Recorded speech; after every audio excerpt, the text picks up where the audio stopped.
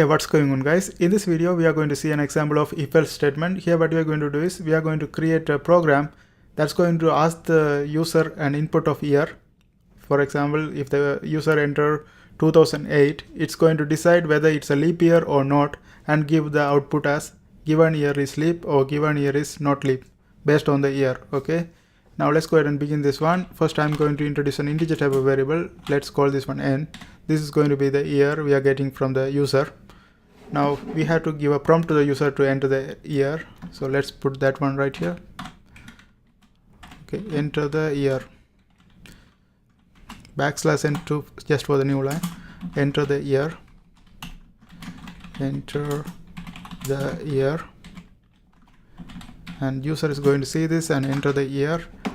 Now to get the input from the user we have to put a scanf statement. Scanf in this one, since the entry is going to be a integer type of variable, we have to put %d, and we introduce this one as integer also, right? %d, and whatever the user input, it's going to be stored in n, so we have to put %n because it's a variable. Whenever you have to variable, you have to always put an ampersand sign in front. If it's an array, you don't have to put it. Okay, the next thing is we are going to create if-else statement. How do we decide an year is leap or not? Based on the division. For example, the leap years comes every 4 years. If you divide that one by 4 and if you have the remainder 0, then that is a leap year. Based on that logic, we are going to decide, we are going to create this if-else statement. Now let's go ahead and do that. N divided by 4, this should be 0 in order to be leap.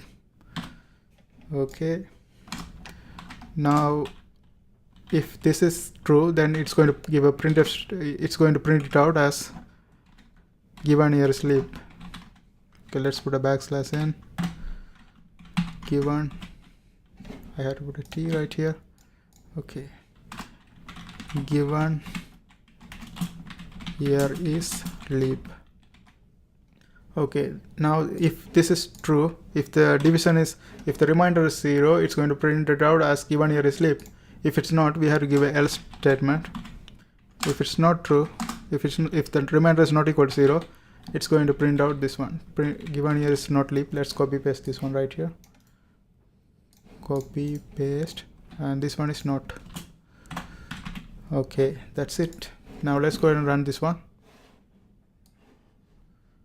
Okay, let's run this one. Okay, enter the year, and for example, we know that 2008 is a leap year, so let's enter that one.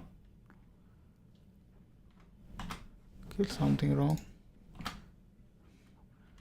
I'm using online compiler, is very slow. Okay, let me put 2024 something. Okay, bear with me. 22. Okay, it's type 22. Let's try this one. Let's try.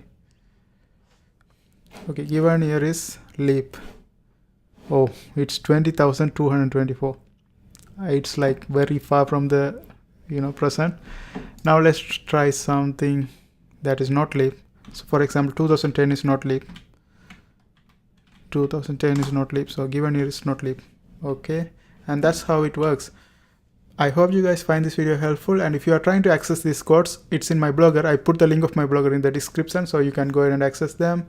And also, if you're trying to learn C or C++ programming, there are a bunch of videos in my playlist. I hope you guys watch that too. And don't forget to subscribe. See you next time.